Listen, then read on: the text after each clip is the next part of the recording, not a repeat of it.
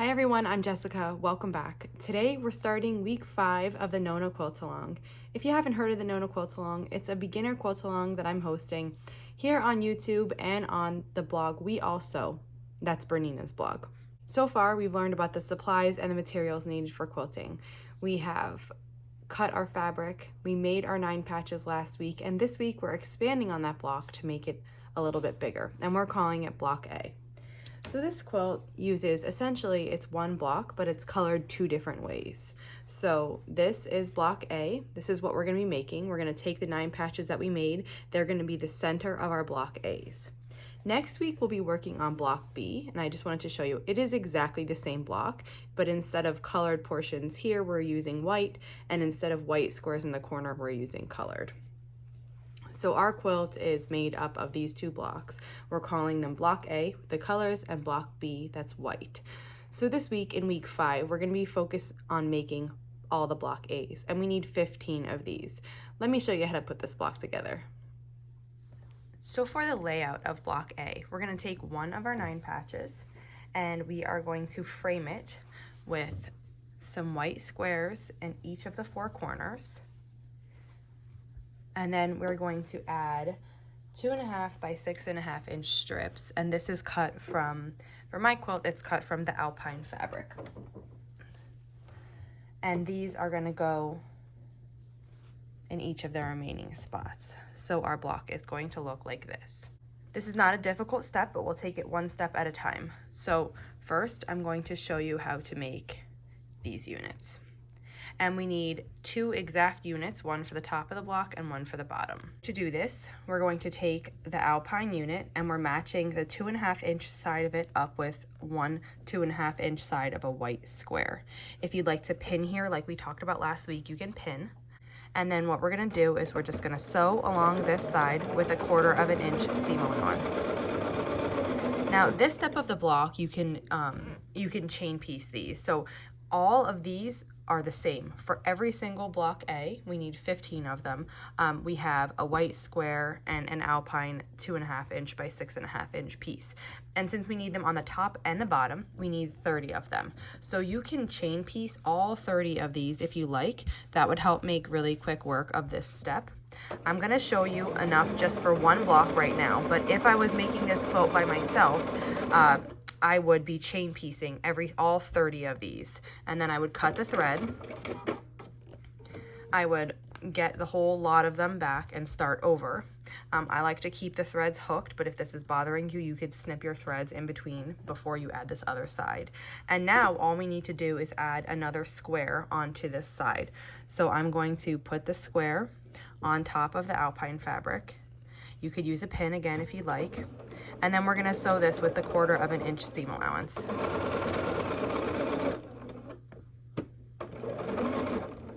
And then if you had the whole chain, you would just continue adding these squares and you would sew on a white square to all 30 of these pieces that we need to make these A blocks.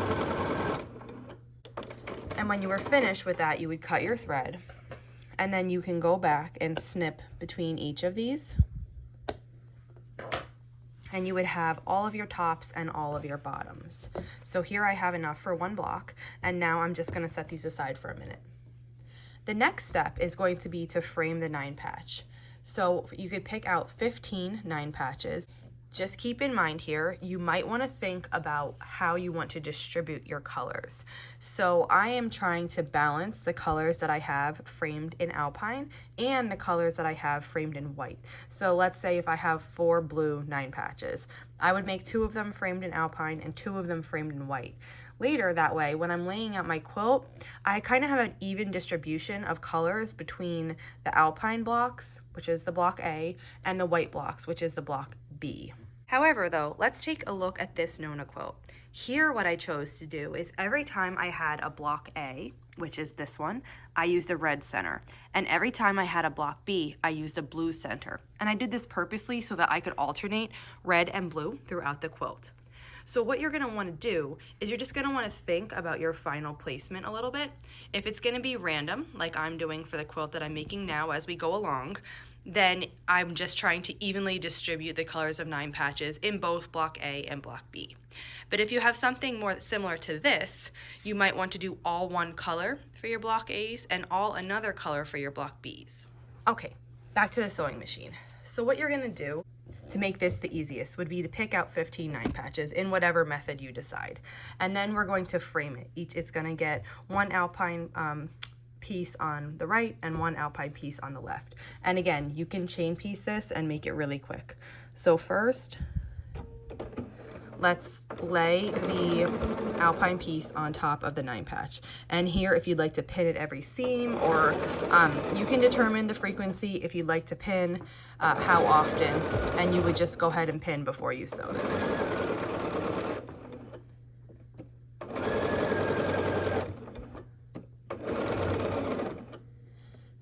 Now, if you're a chain piecing, what you would do is you'd get your next 9 patch and you'd add an alpine piece, and you'd sew the right alpine piece onto every single 9 patch. Then cut your thread, turn the whole lot of them around, and then add the other alpine piece.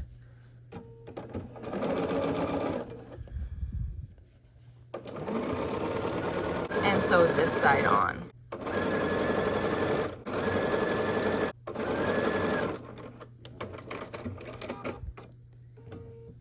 And then when you're finished here, you're going to be left with 15 pieces looking like this. So this is essentially like the center of the block. We need to add the little top and then the little bottom. So what we're going to do is, if you have a big long chain, snip them apart so they're all individual, and then we're going to turn it sideways. And we're going to add one of our top bottom units here, okay?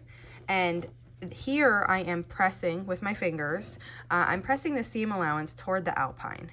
So you could press this with an iron, just like I showed you last week if you wanted to, or you can finger press this while you're sewing. So the seam here is going toward the alpine, and that means that on this piece, the seam is going toward the alpine as well, so that these two seams can nest really nicely.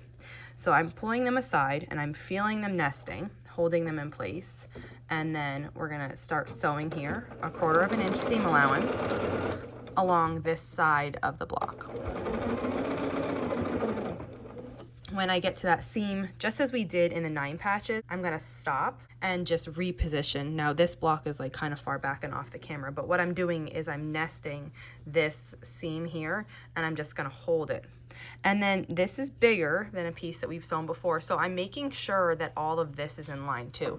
If you're pinning, you wanna make sure everything is perfectly in line and then pin. And if you're not pinning, you want to make sure everything is perfectly in line and just hold it there with your fingers until it gets to the needle, and then the thread does the holding. So we're going to be sewing this on, and what you would do here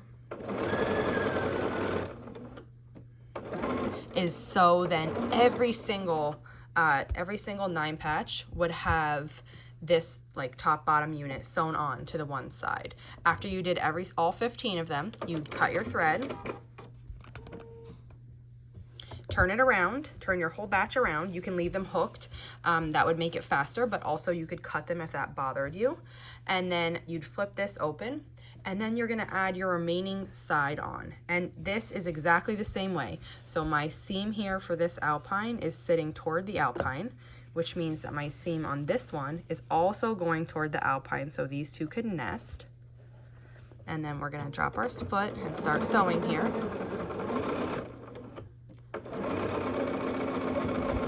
Okay, and once that's under the needle and situated, I'm making sure the rest of my block is all in order.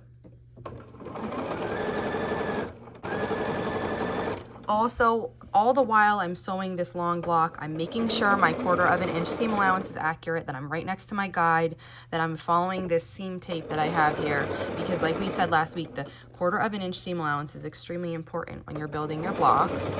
So I'm making sure the whole while that I'm sewing this, that I'm actually having a nice 1/4 inch seam allowance. Okay, and then here is the block A. So not too bad, I hope. That should go pretty quick because you can just chain piece the groups like I showed you, and you just need to make 15 of these for this week. Now, if you pressed all your 9 patches last week, your center is going to be laying nice and flat. If you didn't, it is just fine. We're gonna flip it over and we're gonna work from the back. So first, you're gonna make sure that this side is laying flat. And what we're gonna do is just set the iron on top. And then if your 9 patch isn't pressed, you're just gonna use your fingers to make sure the seams are laying. And you're just going to come on top of it and set your iron and press each section of this block. Once the center is pressed, we're gonna move to this side. I just give it a small little tug, not hard at all, to make sure that this seam is fully extended. And then I'm just gonna set my iron on top of that. And then essentially what we have here is the whole center of the block is pressed. To press the remainder of it, I'm gonna flip it over and fold this side in. And then I'm holding this in place. I'm making sure that this seam is nesting, just like we did last week when we did the 9 patch. So this seam is nesting against this alpine piece, and this seam here is nesting against this alpine piece too. And I'm making sure that's like that before I put my iron on top to set it. Once it feels nested, then I set my iron and let it really set it. Now I'm gonna gently open this piece. I'm folding it back with my fingers, and I'm gonna set my iron on top of that seam. And I'm just making sure, this is bigger than my iron, so I'm gonna have to go in steps. So I did this part, and now I'm on this other side, making sure these are nice and flat. And you can repeat this as many times as you need to make it flat. Okay, and then here, we're gonna do the same thing. So I made sure this side was nesting before, and I'm just setting my iron on this long seam and also this to set the seams into place. And I'm gonna do the same thing on this side. And then once that's pressed, again, we're just gonna gently open it. We're not pushing or stretching it. We just want it to open and lay flat. We don't wanna warp it at all. So I'm just making sure I'm being gentle when I'm doing this, and I'm just actually getting the block to lay flat. And then here is our block. And here is the first block A that we made. I hope that the instructions were really clear and you understand exactly what you need to do this week. If you do have questions, leave them in the comments below and I'll be sure to answer them. And you're gonna make 15 of these blocks like this. Then I will see you back here next week and we'll continue on. Have fun sewing them, and I'll see you soon.